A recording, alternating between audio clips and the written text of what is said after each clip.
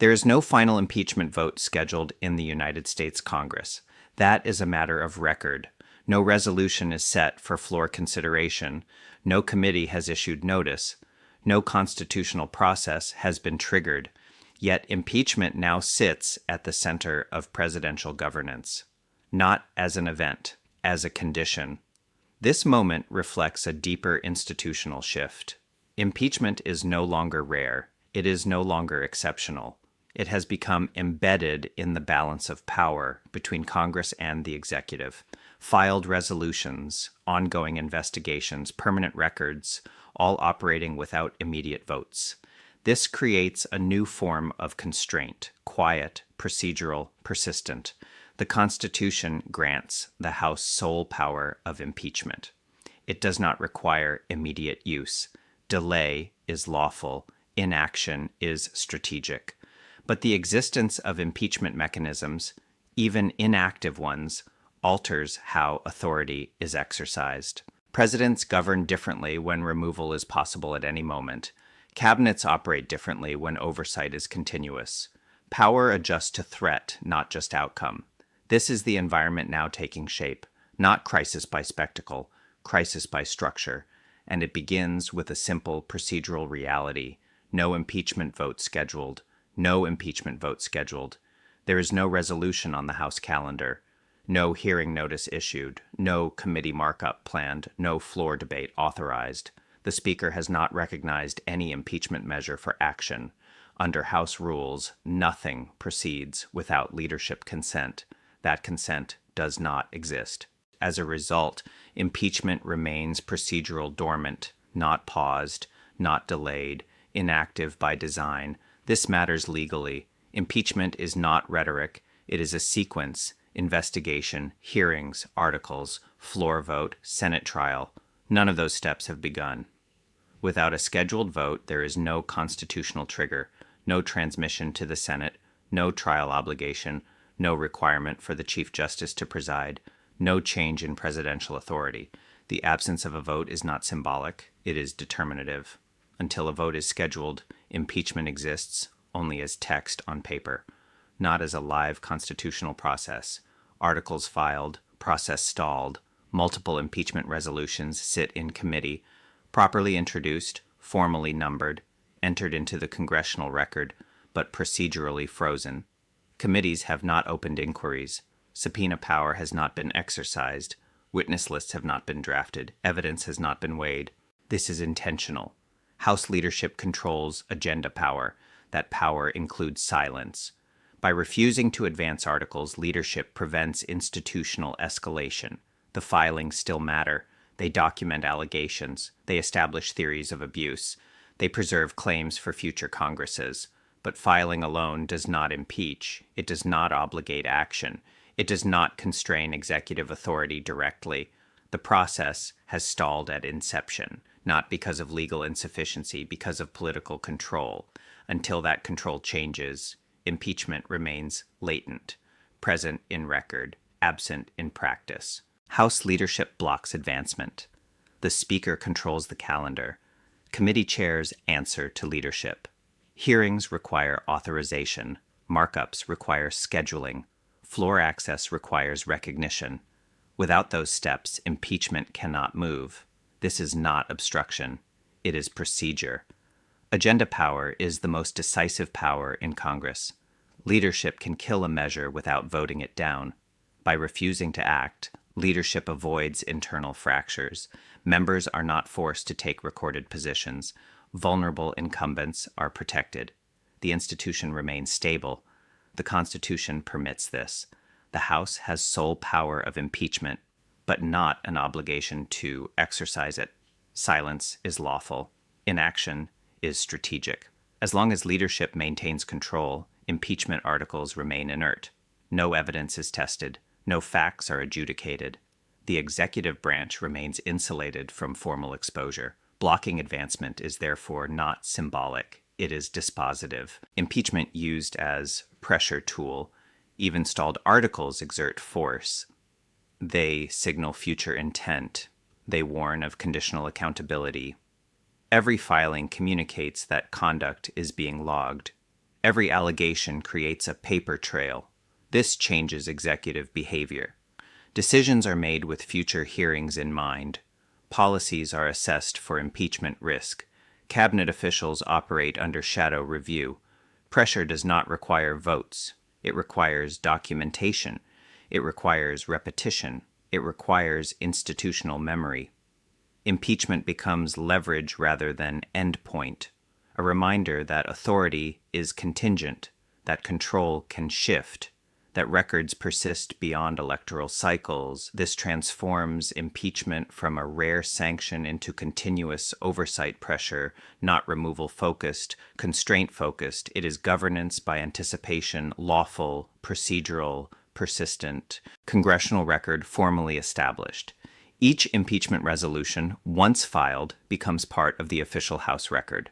It is archived, indexed, preserved. This is not symbolic. Congressional records are relied upon by courts, scholars, inspectors general, and future legislatures. Allegations entered today do not disappear when a Congress adjourns. They remain accessible. This transforms impeachment filings into long-term institutional memory. Even without hearings, the theories of misconduct are fixed. The constitutional claims are articulated. The factual predicates are outlined. Future committees do not need to reconstruct intent. The record already exists. That lowers the threshold for later action. It also shapes how this presidency is interpreted over time. Accountability is not only immediate, it is archival. Once written into the record, allegations cannot be unwritten. Cabinet impeachment gains traction. Unlike presidential impeachment, cabinet impeachment operates at a lower institutional temperature. It does not threaten succession. It does not destabilize the executive branch as a whole. It targets delegated authority. This makes it more politically viable. Momentum builds faster. Co-sponsorship thresholds matter more than leadership rhetoric. When a large portion of a caucus aligns behind a cabinet impeachment, it signals seriousness. It invites investigation. It justifies hearings. It normalizes oversight escalation. Cabinet officials are more exposed. They lack the political insulation of the presidency. They depend on institutional confidence. Once impeachment pressure reaches that level, resignation becomes a rational option. Even without removal, damage accumulates. Administrative focus shifts from policy execution to legal defense. This weakens executive capacity. It also reflects upward. Cabinet accountability is indirect presidential accountability. Pressure applied below travels upward. DHS secretary under investigation.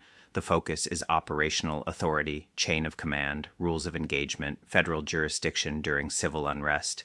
Investigations examine who authorized deployment, who approved tactics, who failed to intervene. Cabinet secretaries are not shielded by distance. They are responsible for policy execution. Oversight examines written directives, internal memos, after-action reports, testimony from field leadership. The standard is not intent alone. It is negligence, recklessness, failure of supervision. Once an investigation begins, control narrows, public statements are scrutinized, prior testimony is compared, inconsistencies matter, silence matters. The investigation itself alters authority, decision-making becomes defensive, risk tolerance collapses, the office shifts from governance to containment, oversight without removal authority. Congressional oversight does not require impeachment success. Hearings can proceed without votes. Reports can be issued without convictions. Subpoenas can be enforced through courts. Oversight extracts information. It compels disclosure. It exposes internal process. Even without removal, consequences follow. Public trust erodes. Administrative credibility weakens. Agency morale declines. Oversight hearings create sworn records. False statements carry criminal risk. Documents released cannot be recalled. The power is cumulative. Removal is not the only sanction. Constraint is. Exposure is. Delay is. Oversight limits executive reach by forcing transparency. It reshapes behavior without changing office holders. It is lawful pressure. institutional pressure, designed to operate even when political outcomes are fixed. 25th Amendment, politically implausible. Section 4 requires executive initiation. The Vice President must act. A majority of the cabinet must concur. Congress only becomes decisive if the President contests removal. At that stage, 2/3 of both chambers are required. This is a higher threshold than impeachment. The design is intentional. The amendment addresses incapacity, not misconduct, physical inability, cognitive failure, medical emergency. It is not a corrective for controversial governance. Courts defer, Congress hesitates, cabinet members face career extinction if they miscalculate. As a result, invocation remains theoretical. References to the amendment function as signaling. They raise questions, they shape narratives, they do not activate removal, legally available, politically unreachable. The structure itself prevents casual use. That is the point. Presidency governed under latent threat. Impeachment no longer appears suddenly. It accumulates, records are built, allegations are cataloged, oversight files thicken. The threat exists without motion. Presidents adjust accordingly. Legal counsel gains influence. Decision paths narrow. Every action is weighed for downstream exposure. Cabinet appointments are filtered for loyalty over expertise. Governance becomes defensive, not because removal is imminent, because documentation is permanent. A shift in House control converts latent threat into action. This creates asymmetric power. The opposition cannot remove today, but it can prepare.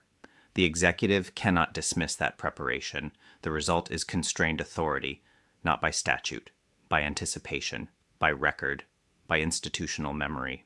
There is no final impeachment vote underway, no hearings authorized, no articles advancing.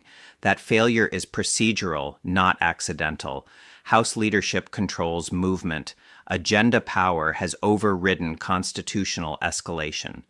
As a result, impeachment exists in record, not in action. Oversight continues without removal.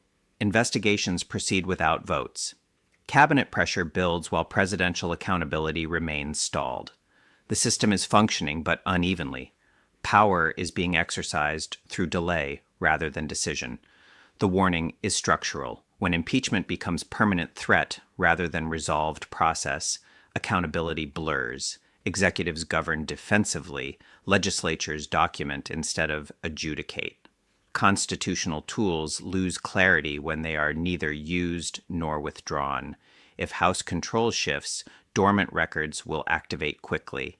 If it does not, normalization of procedural paralysis will deepen. Either outcome reshapes governance. For continued fact-driven analysis of law, institutions, and power, subscribe and stay connected. We focus on process, not headlines.